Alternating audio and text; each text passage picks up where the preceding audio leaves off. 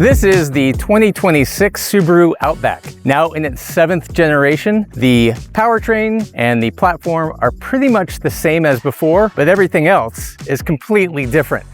Let's take a closer look. Let's start with the most notable difference, the height. When the Outback came out, it was just a little over 60 inches, and now this is like 66, 67 inches, depending on the trim level. I can still reach over the top, but it's getting kind of tall. When we take a look at the styling, it really does embody that off-road nature, but in a more vertical fashion. Unlike the previous Outback, which was a lot more raked, this is a lot more vertical, giving you 2 more cubic feet of cargo space than before. The C-pillar is really interesting to me because this panel pops off with mounting points behind it, and that reminds me of a Land Rover Defender. Subaru's still mum on what accessories could be mounted behind here, but I'm really eager to see what happens. Let's take a look at this front end. If the rear is a departure from the wagon, then the front is a departure from previous Subaru styling, and honestly, I'm here for it. Subaru has adopted this much beefier, squared off design language, and I think it works really well with the rest of the package. The headlights are split vertically in 2 different clusters on each side, and that kind of adds to that sense of height and heft. Under that big hood resides one of 2 familiar engines. Base levels get the familiar 2.5 liter flat 4, giving out 180 horsepower and 178 pound-feet of torque. Up-level trims get the 2.4 liter turbocharged flat 4, giving out 260 horsepower and 277 pound-feet of torque. Both engines are connected to a CVT, which Subaru calls Lineartronic, giving you 8 stepped gears. Thanks to that extra height, the interior also feels a lot more spacious. I've got plenty of room up here. One thing I think is really cool is that Subaru agonized over its cup holders for millions of refinements. I can't! My hand's stuck in the cup holder! The center console has been completely redesigned as well. All of the climate control functions have been moved to actual physical buttons, which is so great. Thank you, Subaru, for doing that. They have decoupled it from the infotainment and put them into their own dedicated buttons. The buttons are also nice and big, so if you've got gloves on, you can do anything you need. This up-level XT trim also has ventilated seats as well as heated seats, and they're, it's a nice color. Who doesn't love green over brown, right? The infotainment system is also completely new. It runs on the Android operating system, and it is a nice big screen. And if you'll notice, if you are familiar with Subarus, this screen is not vertical. Everything is nicely presented in this 12.3-inch screen. It's also highly customizable. It has 4 different modes. So you've got classic mode, you've got the map mode, and that works whether you're using Subaru's navigation or Apple CarPlay or Android Auto. There's eyesight, and here you'll see all the driver's assistance features that are helping you in your drive. Finally, calm mode, and when you hit that, it takes all of those distractions away and gives you just a nice, happy screen so you can drive in tranquility.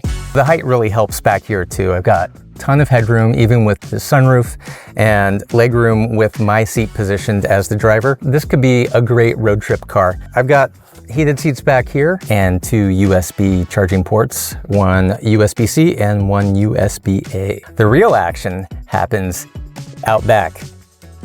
Get it? Out back. Sorry. Subaru really nerded out on the details here in the cargo area. Right next to the taillights, you've got measurements, and it's not just numeric measurements, it's dog measurements. Subaru also really paid attention to people who use these cars in the snow. So all of the outside lights, the taillights, and the headlights are angled so snow easily falls off. The defroster works a lot faster than last time. The heated seats have a broader space, so they heat all parts of your body and not concentrated in one place.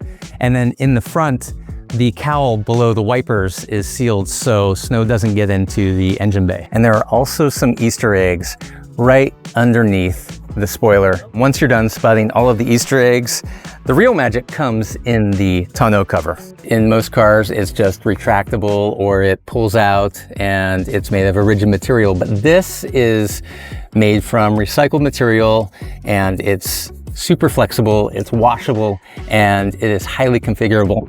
So it's got all of these hooks on the side where they attach, which seems, yes, that's familiar, but it's what you can do with this cargo cover that is super cool. It's even got a zipper so you can put stuff in a pouch to keep it from drenching the interior.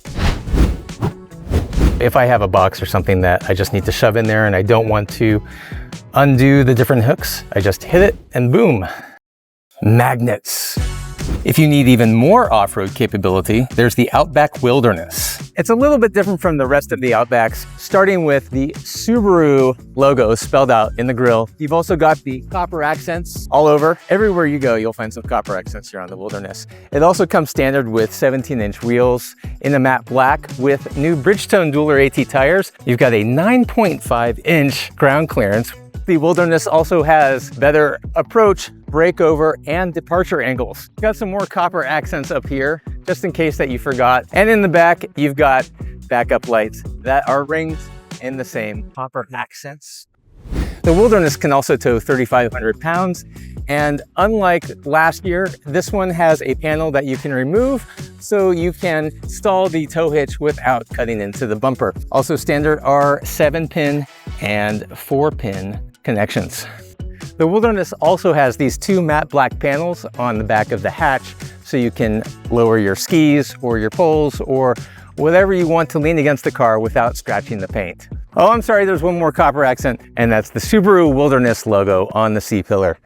Inside, the Wilderness continues the copperized theme with accents on the shift knob, the stitching on the seats and steering wheel. It also comes standard with this water-resistant StarTech material. So if you find yourself falling into a creek on the way back from a hike, you can sit here and this will wick away most of the moisture, or hopefully. Down here, you've got the center console, your auto stop start, your traction control, and this is your camera view. I thought it was a cup of coffee, and I was hoping that coffee would appear in these cup holders, but they did not. Let's take a look at the larger cup holders here that'll hold 32-ounce bottles. They are in both sides of the doors here. They are also carpeted, so they are not going to rattle when you're driving on muddy streets. One thing the Wilderness also has is the X mode. The button is handily located here on the steering wheel. So the first one is snow dirt, and the second one is deep snow and mud. The traction control is off, and it gives you a little bit more wheel spin when you need to power out of those deep snow and mud environments. There's electronically controlled dampers that are exclusive to Wilderness that keep things smooth when the road gets rough. And that's a wrap on the 2026 Subaru Outback. Sorry, I'm cold. It's cold up here.